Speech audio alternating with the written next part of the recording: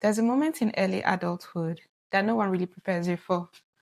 You wake up one day and realize this is it. There's no syllabus, no orientation week, no applause for showing up, just responsibility. Welcome to the Prudent Drift, a space for slower thinking in a louder world. I started this channel as an extension of my blog, The Prudent Drift, where I explore the quiet but essential questions like how do we find purpose with burnout? What does it mean to design a life that actually fits? And how can we, slow down in a culture that just won't stop?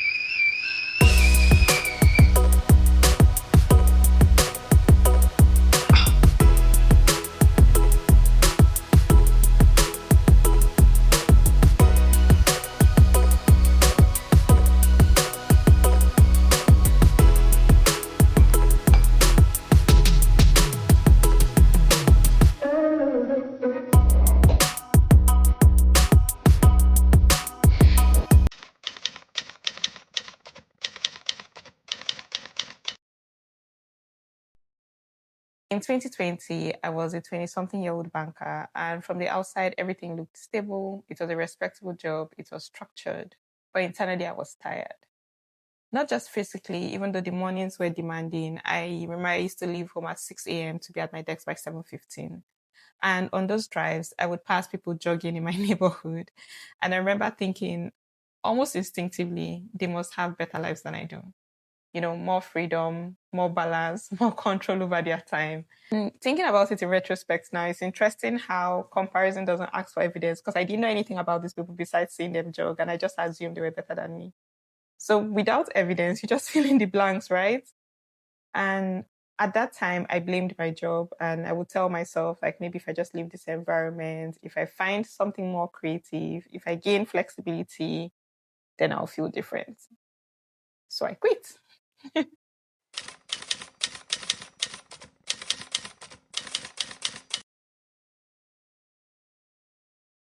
I took on a remote job that allowed me to explore my creative side. I could now work from home. I could take morning walks, and I could finally be one of the people jogging at 6 a.m. And yet it didn't feel different. Yes, I had flexibility. Yes, I had freedom, but something inside me was still very much restless. In fact, there was a new kind of tension, and it was because writing, which was something that I once did that felt like a release, now felt like output. It wasn't reflection anymore. It was performance. Honestly, take it from me. If you haven't monetized your hobby, I don't think it's something you should just jump into. To be honest, I think you should take your time to evaluate, you know, if it's really worth monetizing because that moment sapped every joy out of me. So even something I used to do when I was tired from my 9 to 5, and I would write to reflect and maybe, just take the tension off, it became work. And was it nice? Was it a learning experience? 100%. Would I do it again? Yes, I would because I learned a lot from that. But it was also very much draining. And this time around, I had less release, less release outlets. Let me put it that way. So yeah, think wisely before thinking about monetizing your hobby. And I think that's another topic we're going to probably explore on this blog because a lot of times people talk about, oh, if you do what you're passionate about, you never have to work a day in your life. Take it from me. That's a big lie. So back to the real gist. Now I had escaped structure, but I had not escaped the noise in my head. The comparison was still there. The subtle dissatisfaction was still there. The feeling that happiness was somewhere slightly ahead of me, still very much there. And that's when I began to realize something uncomfortable, which is a bitter truth, to be fair, that maybe my dissatisfaction, my unhappiness, this stale feeling I had in my life wasn't because of my job at the bank. Just maybe the problem was me and how I was thinking.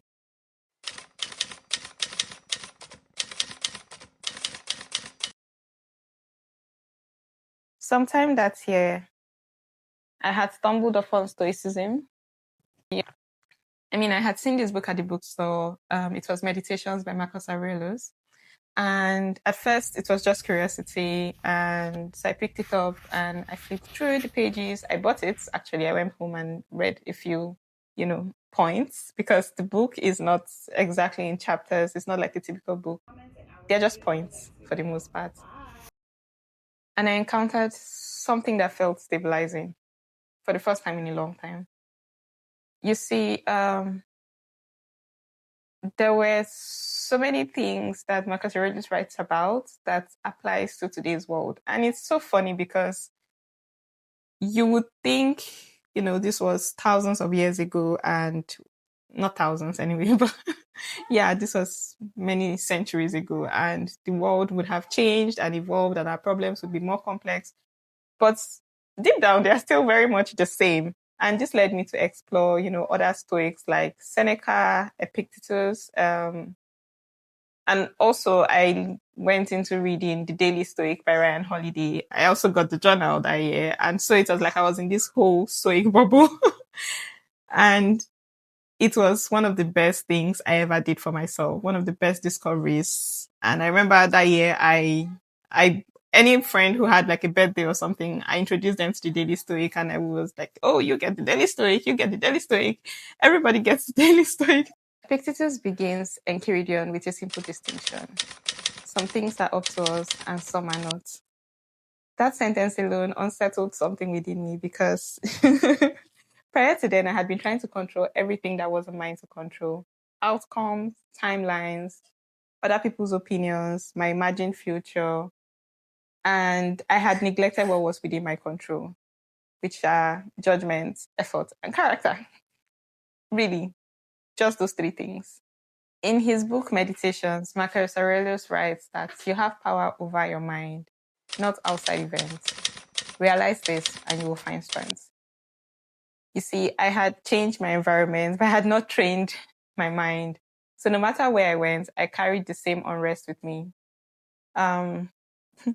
Seneca also wrote that we suffer more from our imagination than in reality. And if that was not my truth, I don't know what was, because I was suffering from an imagined perfect life. And there's no such thing as that, right? So I wasn't exhausted by circumstances alone. I was just exhausted by interpretation. Please don't get it twisted. Stoicism did not eliminate my ambition. It simply refined it. It's shifted my focus from achievement to alignment, from arrival to formation. And when I say that, it means that even if things were not the way I would have wanted it to be, even if I didn't feel like I was excelling the way I would have wanted to, was it aligning with what I needed in my life at that moment? And the truth is, yes, it was, because I was building a career. I was trying to relocate at that point, and I needed a certain number of years of experience to be able to achieve that. And being at the bank in that moment was fulfilling those parts of my life. And that was the alignment I failed to see, because if I had seen that, maybe I would have been more grateful for what was right in front of me. Maybe I would have approached it with a better spirit.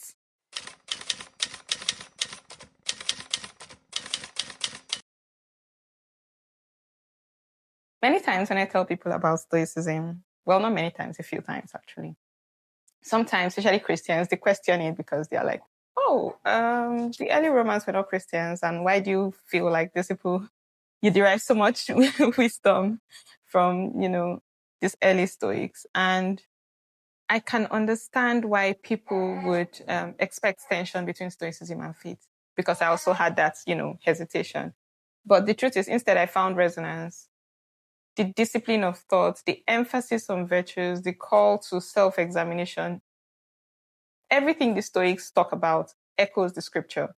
Because you see, Proverbs tells us, trust in the Lord with all your heart and lean not on your understanding. And Stoicism really echoes that because it's asking you to trust that some things are not within your control. And as a Christian, if you're not trusting that, if you know that things are not within your control, it helps you to anchor your trust in God. And even St. Augustine also wrote that you have made us for yourself, O Lord, and our heart is restless until it rests in you. It was being able to let go of that control, which I was trying to have in my entire life, that allowed me to, look back at who literally controls my life, which is God. And also it anchored my faith. It anchored my trust rather. It made me remember that this is who I should be trusting. It's not what I can do. It's not who I am. I should do my best, yes, but I should also remember that it's God that really just, plans our lives, that aligns everything for us. And whatever you're doing, if it's not in alignment with his plans for you, it's really going to fail. At least that's what I believe. And so I don't see Stoicism as contradicting Christianity. I see it as, two sides of a coin, where it's telling you that even people who do not believe in God need something to believe in. So if these people need something to believe in, how fortunate am I that as a Christian, I have my faith. I have God to believe in. And it gave me a new kind of joy. It gave me a new kind of strength. It gave me a new kind of courage to actually face uncertain times. And I want that for everyone, to be honest. I want everybody to feel that relief because my God, is it amazing. It's it's something you should feel.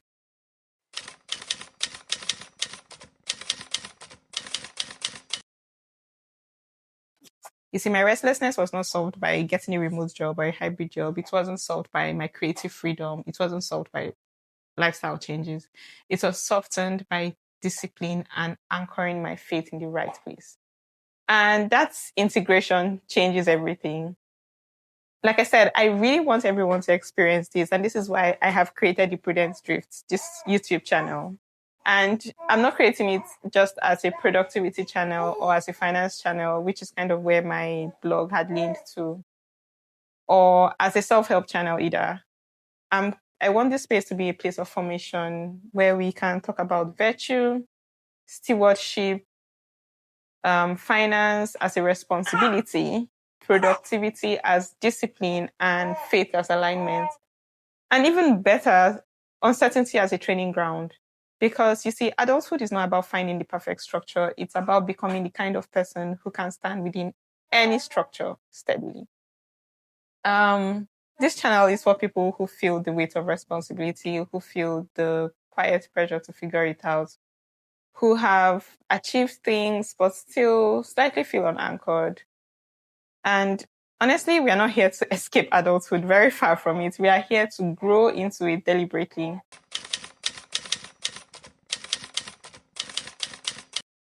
The core idea behind the Prudent Drift is simple because you do not drift towards flourishing or eudaimonia by accident. If you're not sure what eudaimonia is, please see the link in the description for a video on that.